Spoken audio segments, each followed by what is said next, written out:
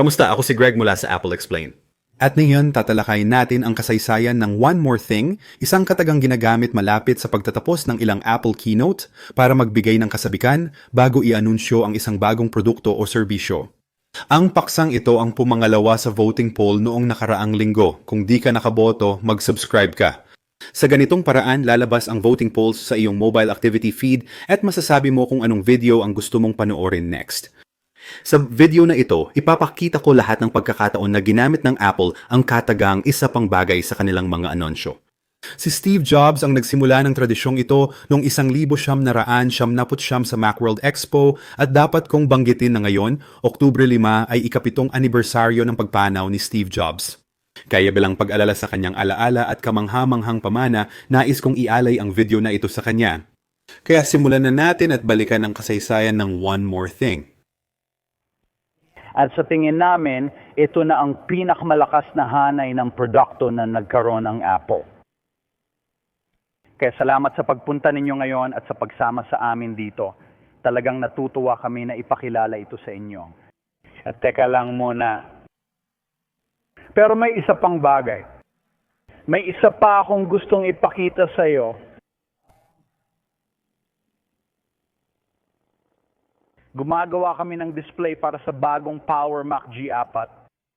Meron kaming 15-inch flat panel studio display at ang aming 17-inch at 21-inch na cathode ray tube based studio displays at mahusay silang gumagana kasama ang G4 at tugma rin ang kulay nila. Pero ano kaya ang magiging pinakamagandang kasama para sa bagong Power Mac G4? Sige, ipapakita ko sa iyo.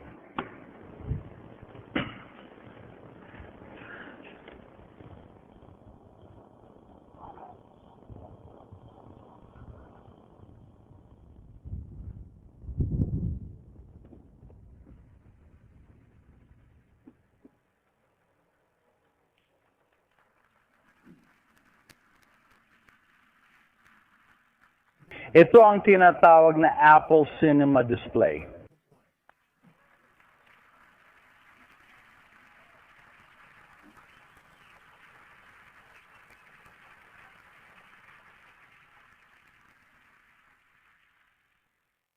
Ngayon, meron na tayong pinakamahusay na consumer desktop sa buong mundo. Talagang gusto kong magpasalamat sa inyo sa pagpunta dito at pagtingin ito kasama namin ngayon. Sobrang ipinagmamalaki namin ito. Lahat ay talagang nagsikap para dito. Kaya maraming salamat.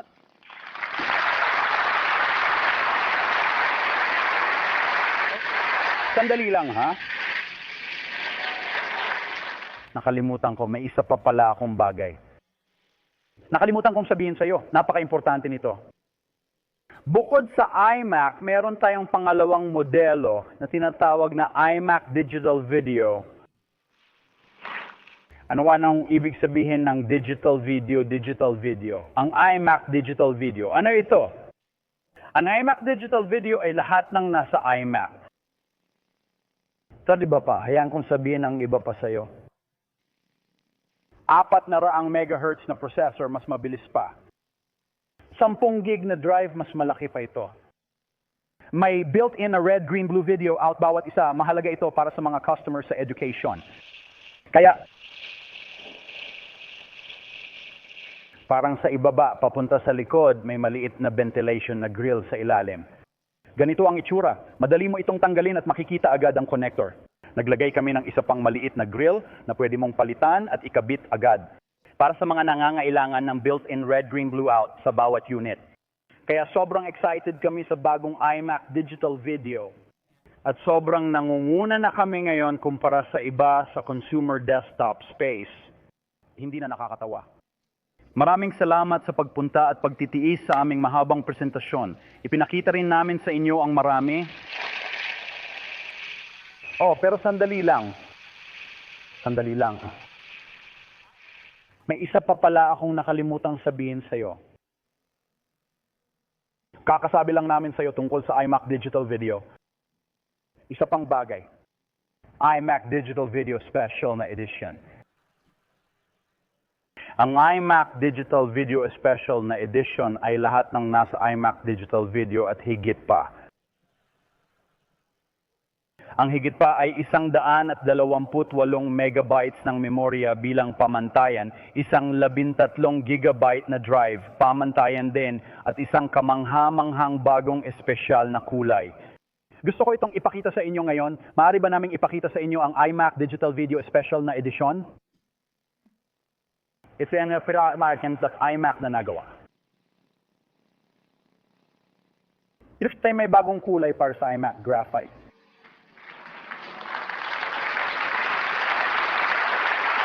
Halika ka rito.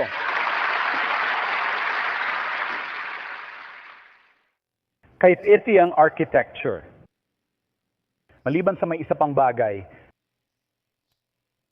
ang isa pang bagay ay palihim naming dinisenyo sa loob ng 18 buwan ang isang ganap na bagong user interface. At ang bagong user interface na iyon ay nakabatay sa pamana ng Apple at dinadala ito sa susunod na siglo. Tinawag naming Aqua ang bagong user interface dahil parang likido ito. Isa sa mga layunin ng disenyo ay kapag nakita mo ito, gugustuhin mong dilan ito. Tinawag naming Aqua ito. At ito ang architectura para sa Mac Operating System X. At talagang nasasabik at natutuwa kami sa kinalabasan nito. Ngayon, kapag pinag-uusapan natin ang mga user interface, hayaan ninyong ipakita ko sa inyo. Ito na yon.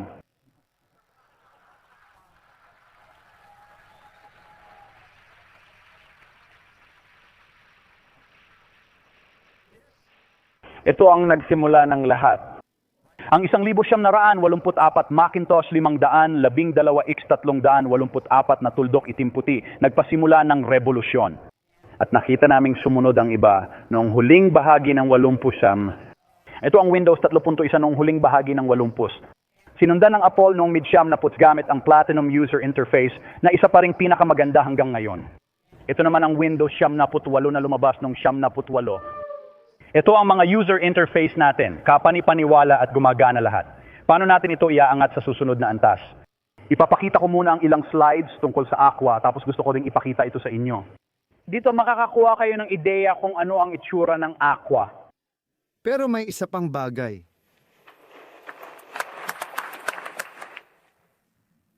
Ito ang aming estratehiya sa produkto na inanunsyo namin mga 2.5 taon na ang nakalipas. Ang 4 na kwadrante. Maganda ang naging resulta para sa amin.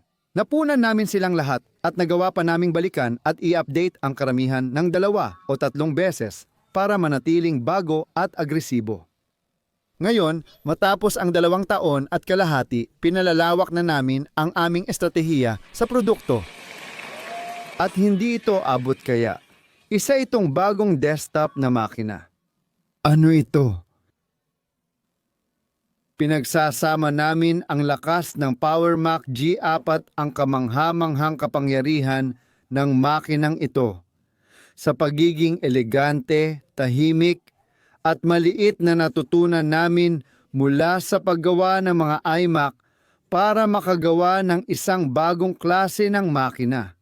Kaya, nagsisimula kami sa kapangyarihan ng G4, naglalagay kami ng napakabilis na G4 chip sa bagong makinang ito. Nagdadagdag kami ng hanggang 1.5 gigabyte na memorya sa makinang ito. Naglalagay kami ng kakayahan na magkaroon ng hanggang 40 gigabytes ng storage sa loob ng makina. Nagdadagdag kami ng IC o para sa lahat ng bagay. Modem, 100 megabit kada segundo na Ethernet, USB at Firewire. Pwede mong ikabit sa halos kahit anong device gamit ang makinang ito. At may airport wireless networking din sa loob. Alam ko na may ilan sa inyo na nagsasabing parang mid-range na PowerMac G4 lang yan. Anong bago at espesyal dito? Dito na papasok ang mahika ng iMac. Dahil kung ito ang laki ng PowerMac G4 tayo ay Nakapagpalit na. naipasok na natin lahat ng kapangyarihang iyon sa ganito kaliit na bagay. Ayos ba? Mula dito hanggang dito. At ang napaliit namin ito ay naging isang 8 pulgadang kubo. Hay shima, isang bay, pambaday baba. 8 ay, plan pol nagada da banaban, da banding bani na. Ananan tamay ne tani pay. Kubo babo bakya. Hindi ka panipaniwala. Isa pang paraan ng pagtingin dito ay kung ito ang Power Mac G4 at mahahati mo ito sa 4 na pantay na bahagi na miniaturize namin ang lahat ng kapangyarihan sa isa lang sa mga bahaging iyon na isang 8 pulgadang kubo. Hindi ka panipaniwala. Sa dami ng kapangyarihan sa maliit na espasyo, tiyak na kailangan natin ng turbofan, ang pinakaastig na gamit. Ngunit hindi, mahusay ang ginawa ng ating mga inhinyero. Lahat ng kapangyarihang ito sa 8 pulgadang kubo ay napalamig kahit walang fan. At kaya tumatakbo ito nang halos walang ingay. Sa isang 8 pulgadang kubo. At tinawag namin ang bagong produktong ito na Power Mac G4 Cube o mas kilala bilang G4 Cube. Pinahahalagahan ko ang lahat ng inyong pagtitiis. At may isa pa akong sasabihin. Isa pa, kung maaari kong hilingin ang inyong pasensya, ilang minuto pa, bibigyan ko kayo ng pahiwatig.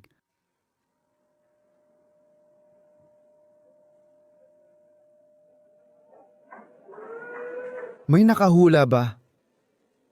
Naalala niyo ba ang chemistry nung high school? Sige.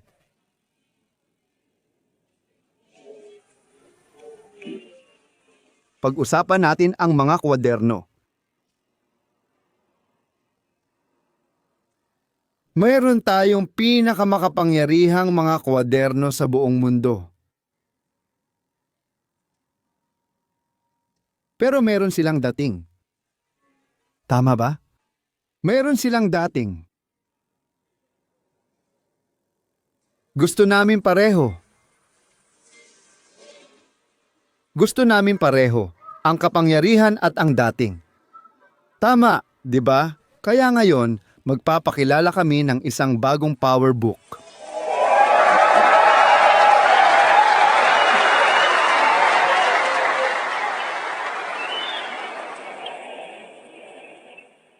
May kapangyarihan ito. 500 MHz. J4 ang una naming G4 power book kailanman. Kung kulang pa yon, ito pa. 15.2 inch na mega widescreen na tiyak magpapamangha sa'yo.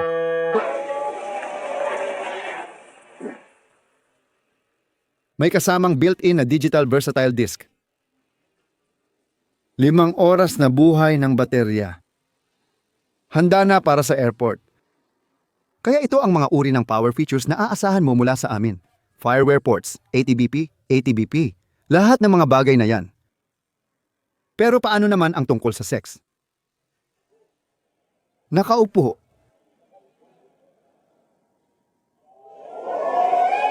Isang pulgada ang kapal. 1 pulgada ang kapal. 5.3 libra. At ito ulit. Ano ito? Titanium.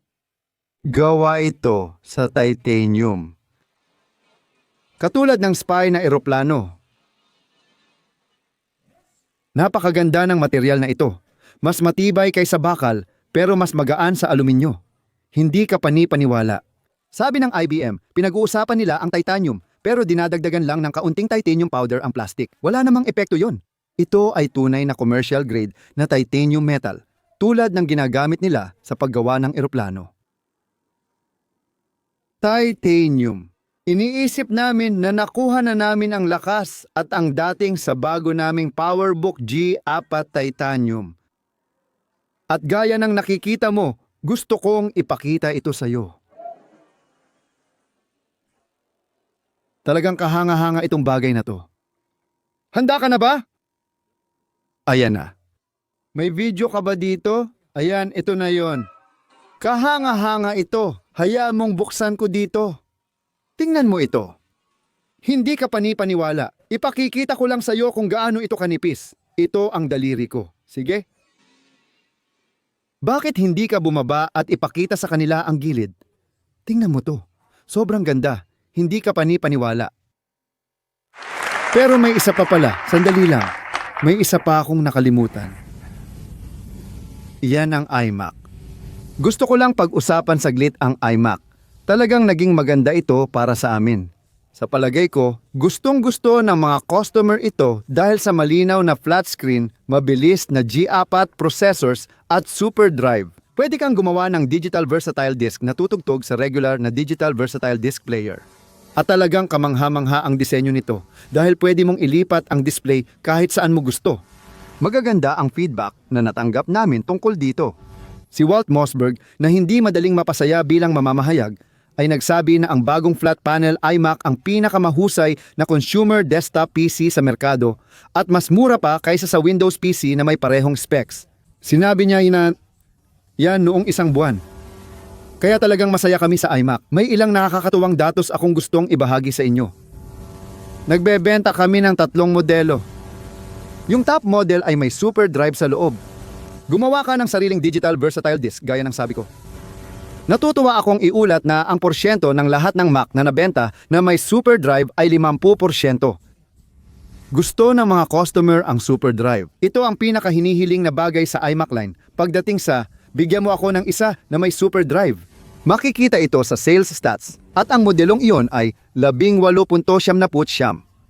Simula ngayon, ibinaba namin ang presyo sa 17.79 dolyar para mas marami kaming maabot. Ngunit hindi nito natutugunan ang pangunahing hiling para sa iMac. Ang pangunahing kahilingan ay ang magkaroon ng mas malaking display. At ang iMac ay may napakagandang 15-inch na display. Pero ngayon ay nagpapakilala kami ng modelong may 17-inch na landscape display. Tara, tingnan natin ito.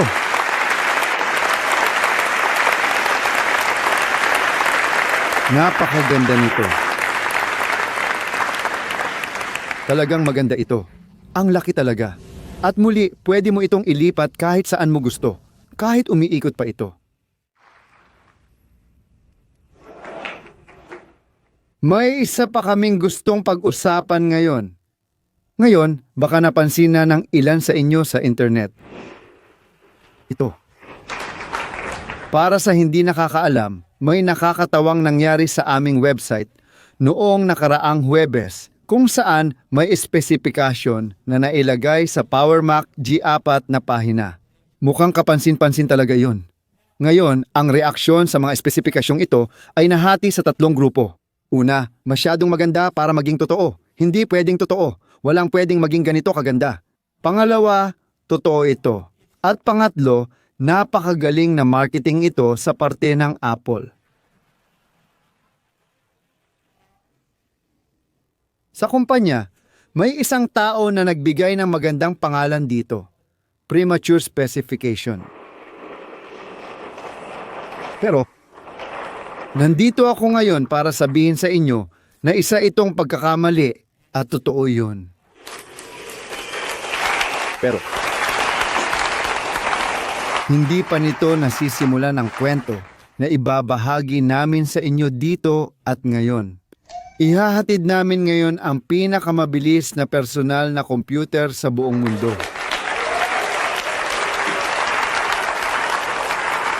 Nakakamangha ito. Ngayon, may 3 bagay. May chip, may sistema, at may produkto. At tinawag namin itong G5. Kaya, ang 17 pulgadang PowerBook, kakagawa lang natin ng isa pang malaking hakbang. May isa pa akong bagay.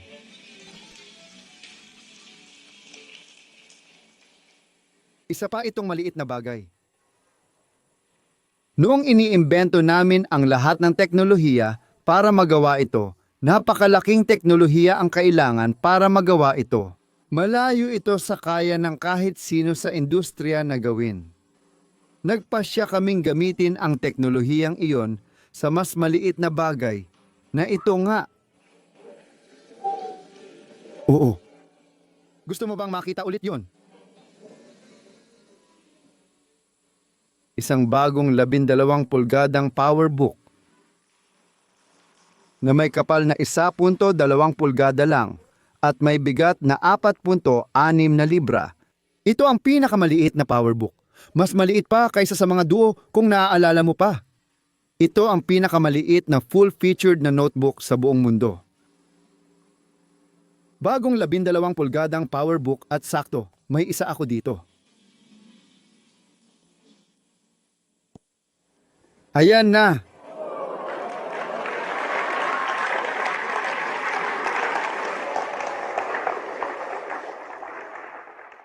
Ang iPad mini ay dinisenyo para habulin. Ito ang high-end ng flash market at naniniwala kaming magiging maganda ang takbo nito sa paggawa niyan. May isa pang bagay tungkol sa iPad mini at iyon ay may iba't ibang kulay ito. Kaya bukod sa pilak, mayroon tayong ginto, asul, rosas at berde. Kaya mayroon tayong buong pamilya ng mga kulay sa iPad mini. Ngayon, gawa na ito sa anodized na aluminyo kaya hindi nakikita sa litrato ang tunay nitong itsura. Lumabas kayo at tingnan ninyo ang mga ito sa booth. Napakaganda nila. Kaya sobrang excited kami tungkol dyan. Kaya itong dalawang bagay na ito at marami pang iba ang dahilan kung bakit naniniwala kami na nagsisimula pa lang ang panahon ng digital na musika at makakakita tayo ng napakagandang progreso sa susunod na taon. Sobrang excited kami tungkol dito, iPad at iPad mini.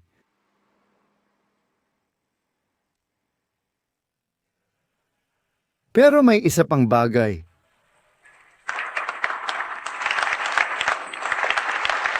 May isa pa kaming gustong sabihin sa inyo ngayon. Maganda ito. Kaya tingnan natin ang market share ng iPad at balikan natin ang isang taon na nakalipas. Balikan natin ang Enero 2004 isang taon na ang nakalipas, ang market share ng iPad ay nasa mga 31%. Ang flash music players ay may 62% na bahagi at ang mga gustong maging iPad ay nasa mga 7%. Iyan ay isang taon na ang nakalipas. Ngayon, isang taon na ang nakalipas. Nagpakilala kami ng bagong produkto na tinawag na iPad mini para habulin ang high-end ng flash market. Ngayon, isang taon na ang lumipas. Kamusta na tayo? Enero 2005, ikinagagalak kong iulat na ang market share ng iPad ay nadoble na sa 65%. Ang market share ng flash ay nabawasan ng kalahati sa 29% at ang mga gustong maging iPad ay bumaba ng 1% sa 6%. Sa loob ng isang taon, bihira kang makakita ng before at after na ganito. Gumana ang iPad mini. Kaya, ano ang susunod? Gusto naming habulin ang natitirang mainstream na flash market.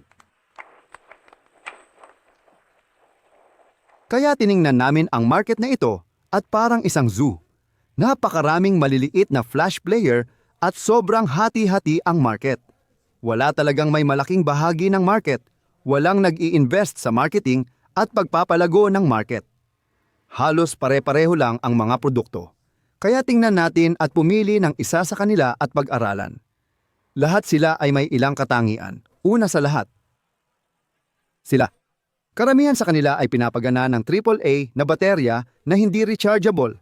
Kaya ang ibig sabihin nito ay gagastos ka ng mga $100 sa baterya bawat taon. Hindi magandang investment, pero kalimutan muna natin ang tungkol sa mga baterya. Ang mahalaga rito, sinusubukan ng mga produktong ito na maging kasing dali gamitin ng iPad pero maliit ang display at wala silang click wheel. Mga maliliit na button lang.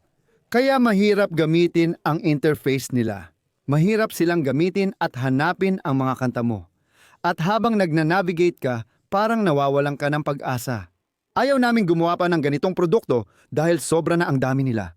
Gusto naming gumawa ng bagay na talagang maganda. Kung papasok kami sa market na ito, gusto naming mas madaling gamitin ito kaysa sa mga iPad ngayon dahil entry-level na produkto namin ito at gusto naming mas marami ang mapasali sa digital music revolution.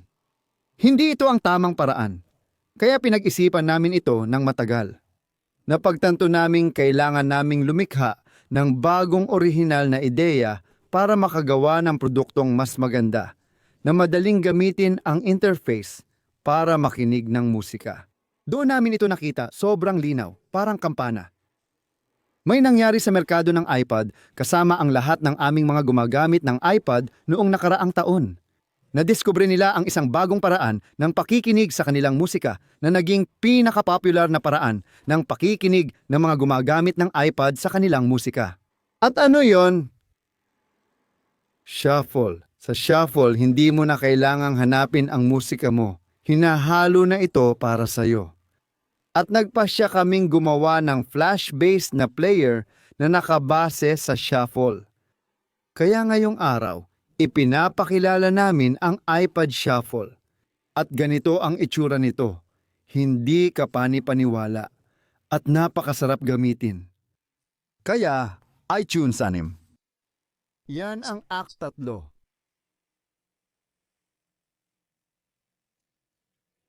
Pero may isa pa tayong bagay ngayon. Isa pang bagay, medyo malaki ito. Alam nyo, napag-usapan natin kung paano kayo makakabili ng mga music video sa tindahan. Maaaring mag-subscribe sa video podcast sa iTunes Music Store at bumili ng maiikling pelikula ng Pixar. May isa pang bagay na i-aanunsyo namin ngayon na pwede niyong bilhin sa iTunes Music Store. At iyon ay mga palabas sa telebisyon. Ngayon,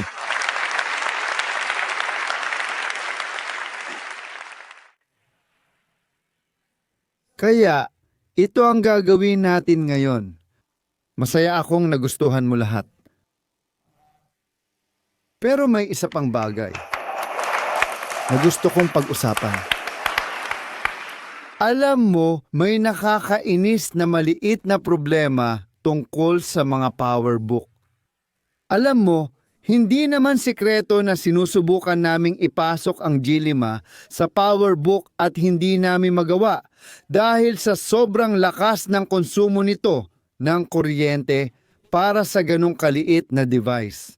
Ginawa na namin ang lahat ng posibleng paraan sa engineering. Kumonsulta na kami sa lahat ng posibleng eksperto, alam mo na.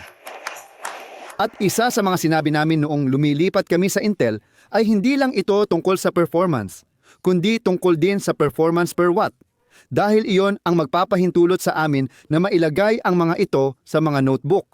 Kaya tingnan natin kung saan tayo napunta pagdating sa performance per watt. Kung titingnan mo ang G4 chip na meron tayo sa mga PowerBook ngayon, meron itong 0.27 na performance per watt. Para mailagay ang G5 na mas mataas ang performance, kailangan din ng mas mataas na performance per watt para hindi tumaas ang konsumo ng kuryente. Lumabas na mas malala pa ang G5 kaysa sa G4 pagdating sa performance per watt, kaya hindi namin nagawa ang gusto naming mangyari. Ang Core Duo ay talagang dinisenyo para dito mula umpisa. Tingnan mo. Kaya naman 4 na beses itong mas maganda kaysa sa G4 at 4.5 beses na mas maganda kaysa sa G5. Kaya ngayong araw, ipinapakilala namin ang isang bagong notebook computer na tinatawag naming MacBook Pro. Bagong pangalan ito. Bagong pangalan ito dahil parang tapos na kami sa power at gusto naming may Mac sa pangalan ng aming mga produkto. Kaya MacBook Pro. At ito ang bagong MacBook Pro. May Intel Core Duo chip ito. Katulad ng nilalagay namin sa bagong iMac, ibig sabihin, magkakaroon ng 2 processor sa bawat MacBook Pro.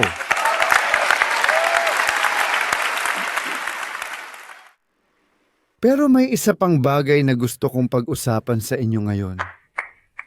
Medyo kakaiba para sa amin ang susunod na bagay. Ito ay isang patikim ng isang produkto na iaanunsyo sa unang quarter ng 2007 karaniwan naming itinatago ang mga bagay na ganito. Lihim muna hanggang handa na kaming ipadala, pero ngayon, tingin ko, kumpleto na ang kwento. At para maintindihan ninyo kung saan kami patungo, gusto kong makita ninyo ito ng paunti-unti, kaya napagdesisyon na naming ipakita ito sa inyo ngayon. Kaya ngayon, meron na tayong musika, mga palabas sa telebisyon, mga audiobook, at mga pelikula at iba't ibang magagandang digital na nilalaman sa iTunes Store. Maaari mong kunin ang mga nilalaman gaya ng musika, palabas sa telebisyon o pelikula. Mag-focus tayo sa pelikula. At maaari mo itong bilhin at i-download sa internet papunta sa iyong computer. Pwede itong Mac o PC. Pipiliin ko ang Mac dito dahil may pagkiling ako, pero pwede rin namang PC yon. At maaari mong kunin ang content na iyon at mag-enjoy sa iyong computer kahit ito ay desktop o notebook. At maaari mo rin itong isync sa iyong iPad at talagang maganda ito. Paano naman yung malaking flat screen television na binili mo lang noong nakaraang weekend? Gusto mo sigurong mapanood ang mga pelikula mo dyan, di ba? Kaya ano ang gagawin natin para makumpleto ang setup na ito? Kailangan mo ng kahon para paganahin ang malaking telebisyon at makapanood ng pelikula. Ibig kong sabihin, kung gusto mong magpatugtog ng mga digital versatile disc, kailangan mong bumili ng digital versatile disc player, di ba? Kailangan mo ring bumili o kumuha ng iTunes player dito para mapatugtog ang mga ito. Paano makikipag-ugnayan ang kahon sa computer? Kailangan ko bang maglagay ng kable sa buong bahay? Madalas kasi nasa den o ibang kwarto ang computer ko, habang ang telebisyon ay nasa sala o ibang lugar sa bahay.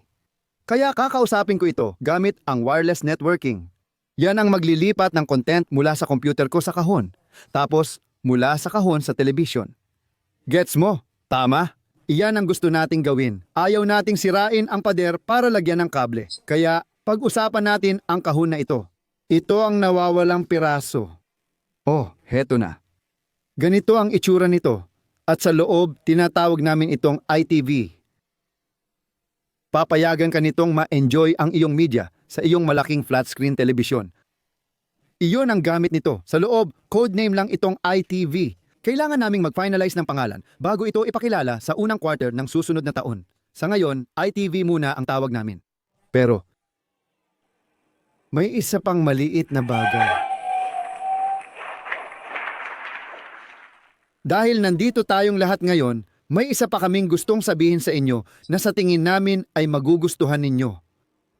Isa sa mga bagay na hindi pa namin napag-usapan ay ang Safari.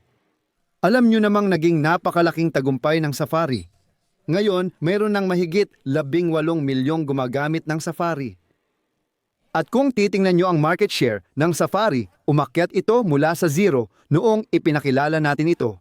Ilang taon na ang nakalipas hanggang sa 5%. Sa buong internet. Ngayon, sa buong mundo ng browser, 78% ang market share ng Internet Explorer. Ang Firefox ay nasa 15. Ang Safari ay 5 at ang iba pang mga browser ay nasa 2. Siyempre, malaki ang pangarap namin. Gusto naming lumaki ng malaki ang market share ng Safari. Iyon ang gusto namin. Pero paano natin magagawa yon? Well, lumalaki ang market share ng Mac at maganda ito. Pero gusto pa naming lumago. Siguro bukod pa doon. At para magawa yon, kailangan naming gumawa ng bersyon ng Safari na tumatakbo sa Windows. May kaunti kaming karanasan sa paggawa niyan dahil sa iTunes. At yan mismo ang ginawa namin. Narito ang ilang bagong produktong nais naming ipakilala ngayon. Pero may isa pang bagay. At syempre, ang isa pang bagay na iyon ay ang MacBook. Ang MacBook ay isang kamangha-manghang produkto. Ito ang pinakamabentang Mac sa lahat ng panahon. Marami kaming nabebentang MacBook at gustong-gusto ito ng mga tao. Isa sila sa mga pinakamahusay na produkto sa industriya at ibinebenta ito ng 10.9 dating presyo, 10.9. At patuloy naming ibebenta ito sa maraming tao. Pero bababaan namin ngayon ang panimulang presyo sa dolyar. 9.9 para mas maging abot kaya ito. Sa tingin ko, matagal pa naming ibebenta ang mga ito dahil napakaganda ng mga produkto. Pero nakatanggap kami ng maraming feedback mula sa mga customer ng MacBook. At ang tatlong pangunahing bagay na gusto nila sa kanilang MacBook ay ang metal na balutan. Hinahangaan nila ang metal na balutan ng MacBook Pro. Mas mabilis na graphics. Gusto nilang maglaro ng mga laro. Gumagamit sila ng maraming graphic-intensive na aplikasyon para sa mga larawan at iba pang bagay. Mas gusto nila ng mabilis na graphics. At marami sa kanila ang gusto ng LED backlit na mga display para sa instant on at mas maliwanag na mga display. Kaya ito ang tatlong pangunahing bagay na narinig namin. At nakaisip kami ng paraan para dalhin ang mga ito sa linya ng MacBook. Kaya naman ipinapakilala namin ang bagong henerasyon ng MacBook sa ibabaw ng aming puting plastic na MacBook. At heto na ito. Muli, heto na iyon. Ito ay isang bagong-bagong MacBook. Muli, salamin mula kanto hanggang kanto, LED na backlit na display. Ito ang aming bagong henerasyon ng MacBook. Pero may isa pa kaming ipapakita. At iyon ay isang video camera. Alam nyo, nakita natin ang pagsabog ng video nitong mga nakaraang taon, lalo na sa YouTube, na nagbibigay ng 1 bilyong video stream kada araw. Saan galing ang mga stream na ito? Nanggagaling ang mga ito sa mga taong katulad natin na gumagamit ng mga portable solid-state na video camera para kumuha ng personal na mga video. At kamangha-mangha ito. Kaya heto ang isa, napaka-popular nito. 4 GB memorya, P149. At talagang sumabog ang merkado na ito. Gusto naming makisali dito. Anong plano natin?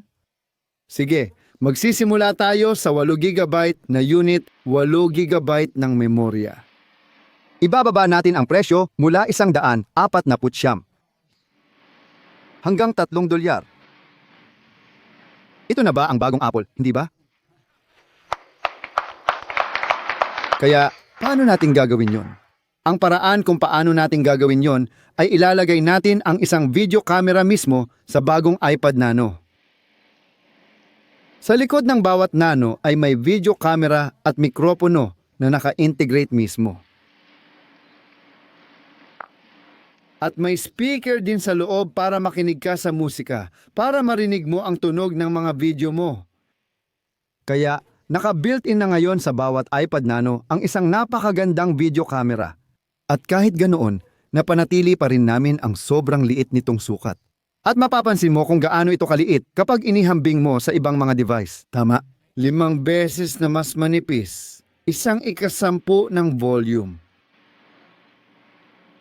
Kaya, pwede mong dalhin ang iyong iPad Nano at palaging may video camera ka kasama. Pero may isa pang bagay. At sa tingin ko, mas mabuting ipakita ko na lang sa inyo.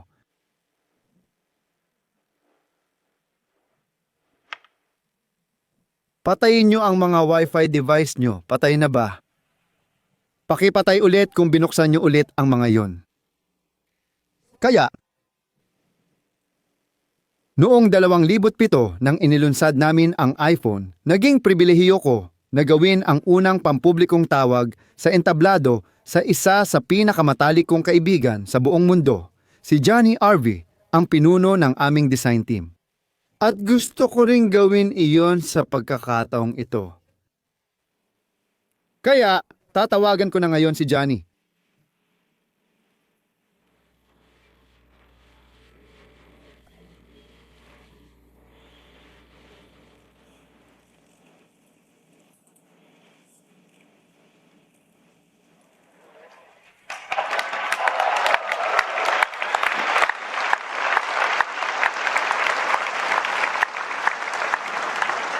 Uy, Johnny.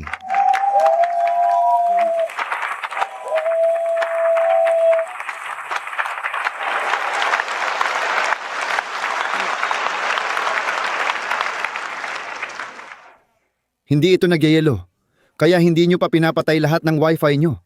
Sige na, patayin na natin, please. Uy, Johnny, kamusta? Ayos lang ako, ayos lang. Kumusta ka naman? Ayos lang ako, maliban lang sa mga taong to na hindi pinapatay ang Wi-Fi nila. Alam mo, ang galing nito. Lumaki ako dito sa United States, kasama ang Jetsons at Star Trek, at mga communicator, at pinangarap ko lang to, alam mo, yun, pinangarap ko lang ang video calling. At totoo na ito ngayon. Meron din ba kayong ganito sa Inglaterra? Lumaki akong nanonood din ng parehong mga palabas sa telebisyon. Dati gustong-gusto ko yung ganong kamangha-mangha at positibong pananaw sa hinaharap. Totoo na ito ngayon, hindi ba? Totoo na ito. Lalo na kapag pinapatay ng mga tao ang kanilang wifi.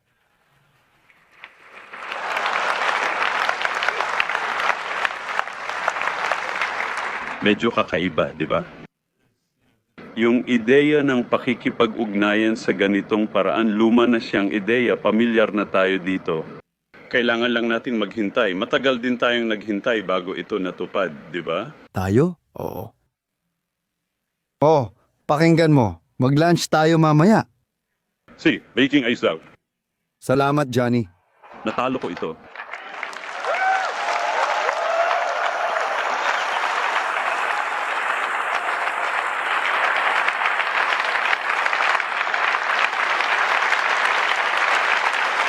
Kaya, tinatawag nating itong FaceTime. FaceTime na video call. Pero may isa pa kaming ipapakita. Sa totoo lang, isa pa itong libangan.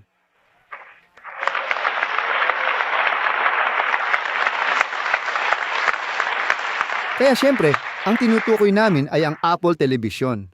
Ngayon, ipinakilala namin ang Apple Television 4 na taon na ang nakalipas. At marami na kaming naibenta nito, pero hindi talaga ito naging malaking patok. Ganoon din sa ibang kakompetensyang produkto. Wala pa ring sumikat sa sala hanggang ngayon. Pero kapag kausap namin ang mga gumagamit ng Apple Television, gustong-gusto nila ito. Talagang gustong-gusto nila ito at madalas nila itong gamitin. Kaya ano ang mga natutunan natin sa nakalipas na 4 na taon? Ano ang mga natutunan natin mula sa ating mga gumagamit? Aba, marami tayong natutunan. Ang una, pangalawa at pangatlong bagay na gusto nila ay gusto nila ng mga pelikula at palabas sa telebisyon mula sa Hollywood kahit kailan nila gusto. Ganun lang kasimple, hindi talaga ito komplikado. Gusto nila ng mga pelikula at palabas sa telebisyon mula sa Hollywood. Ayaw nila ng palabas na mukhang baguhan. Gusto nila ng professional at high definition na nilalaman. Tapos na ang high definition revolution, nangyari na ito. High definition, isa lahat gusto ng high definition. Gusto nila magbayad ng mas mababang presyo para sa nilalaman. Tama ba? Mas maraming manonood kapag mas mababa ang presyo. Ayaw nila ng computer sa television nila. May mga computer na sila. Pumupunta sila sa kanilang malalapad na telebisyon para sa libangan, hindi para magkaroon ng isa pang computer. Mahirap itong maintindihan para sa mga tao sa industriya ng computer, pero napakadaling maintindihan para sa mga consumer. Naiintindihan nila ito. Ayaw nilang mag-manage ng storage. Kapag bumili ka ng maraming pelikula at palabas sa television, kailangan mong alagaan ang mga ito dahil ayaw mong itapon. Kakabili mo lang ng mga iyon. Nagkakaproblema ka sa storage dahil puno na ang hard disk mo. Ano ang gagawin mo? Ayaw ng tao mag-manage ng storage. Gusto lang nila manood ng pelikula at television shows. At ayaw din nilang mag-sync sa computer. Karamihan sa kanila, hindi pa nga nila alam kung ano yon. Gusto nilang kumuha ng ilang content mula sa computer nila, pero ayaw nila ng syncing na ganyan. Masyadong komplikado. At gusto nila na kahit anong hardware na meron tayo ay tahimik, hindi mainit at maliit. Tama ba? Hindi naman mahirap intindihin, kaya ito ang natutunan natin. At talagang medyo kakaiba ito kumpara sa iniisip ng maraming ibang kumpanya. At maaaring tama kami o mali, pero ito ang narinig namin mula sa aming mga customer. Kaya gumawa kami ng bago para sa kanila. Ito ang kasalukuyang Apple Television. Narito na ang ikalawang henerasyon ng Apple Television at ganito ang hitsura nito.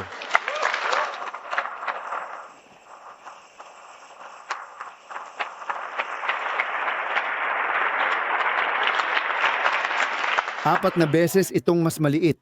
Pwede mo itong hawakan sa palad ng iyong kamay. Meron nga akong isa dito. Ibig kong sabihin, tingnan mo. At Ito, iyan ang...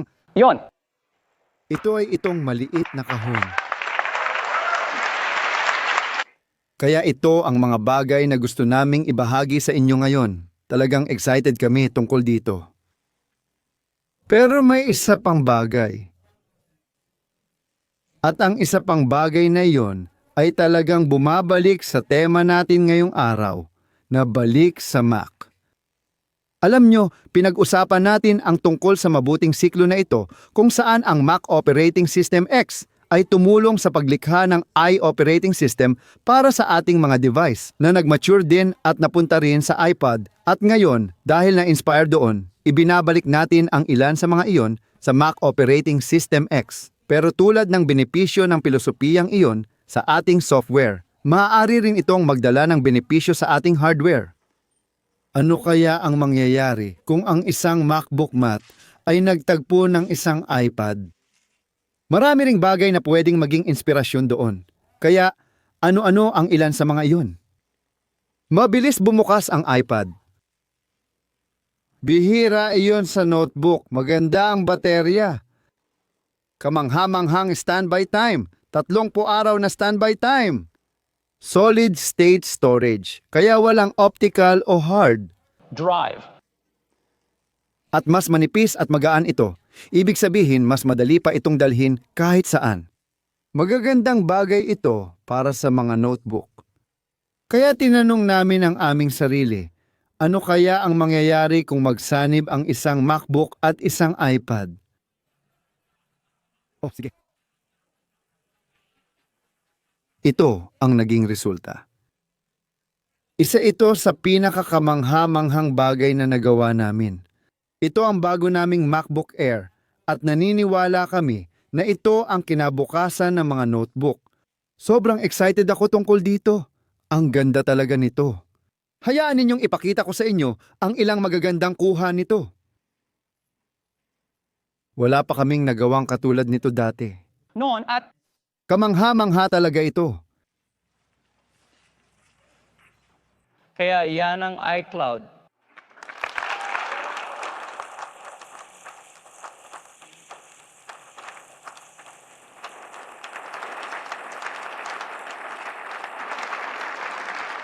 Nanggan, Brondan, Isa. isang bagay pa. Maliit na bagay? Isang maliit na bagay. Tumutukoy ito sa iTunes sa ulap. Dahil sulad ng to, alam ba ang iTunes sa ulap ay para lang sa music ang binili sa iTunes Store. Ngayon ay nasa 14 bilyong kanta na, 15 bilyon pasensya na, napakaraming kanta na ang nabili mula sa iTunes Music Store. Pero baka meron kang mga kanta na ikaw mismo ang nag-rip. May 3 paraan para gawin ito. Iyon. Una, pwede mong isync ang mga bagong device mo gamit ang Wi-Fi or cable at isang beses mo lang kailangang isync para malipat ang musika doon. Pagkatapos, pwede ka nang umasa sa iCloud para ilipat lahat ng mga bagong binili mo mula iTunes papunta sa device na yon. O kung ilan lang na kantang gusto mo talaga at ayaw mong maiwan, pwede mong bilhin yung mga kantang mamimiss mo sa iTunes. May ialok kaming ikatlong paraan, iTunes Match. Ano ang iTunes Match? Ganito, ginagamit ng iTunes Match ang katotohanan na meron na tayong 18 milyong kanta ngayon sa iTunes Music Store. Ang malaki ang posibilidad na meron kami ng mga kantang na rip mo sa aming tindahan. Kaya gumawa kami ng software para iscan ang mga CD na yon, yung mga na-rip na CD. Yung mga kanta na hindi galing sa iTunes at itatapat namin ito sa mga kantang meron kami sa tindahan. Pero hindi pa kami tapos. May isa pa kaming ipapakita.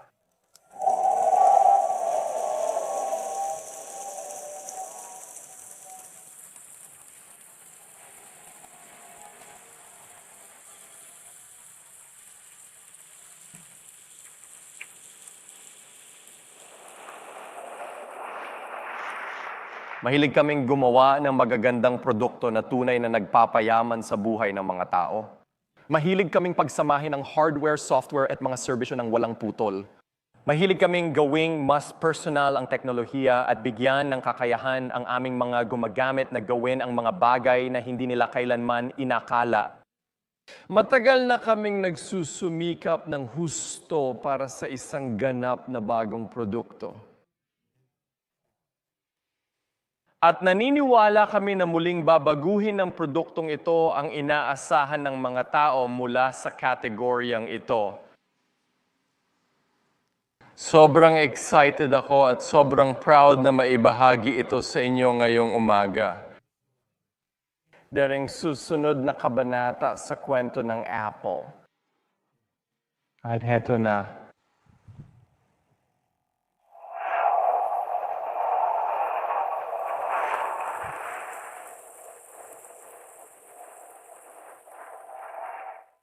Bago natin tapusin ang umagang ito, may isa pa tayong bagay.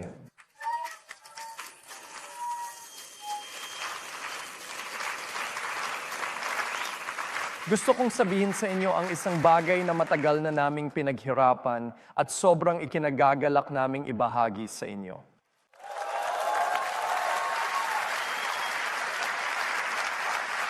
Ngayon, inanunsyo namin ang Apple Music, ang susunod na kabanata sa musika. At alam kong magugustuhan ninyo ito. Babaguhin nito ang paraan ng iyong karanasan sa musika magpakailanman. Pero hindi kami titigil doon. Meron kami isa pang bagay.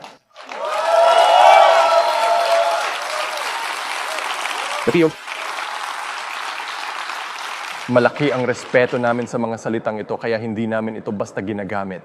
Matagal nang nagsusumikap ang aming mga koponan sa isang bagay na mahalaga para sa ating lahat, ang kinabukasan ng smartphone. Binago ng unang iPhone ang isang dekada ng teknolohiya at binago rin ang mundo sa proseso.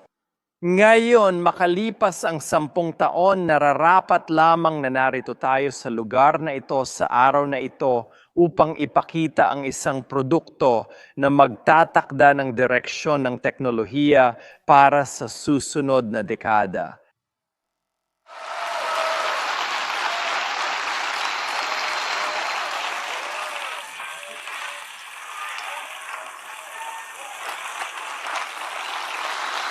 Ito ang iPhone 10.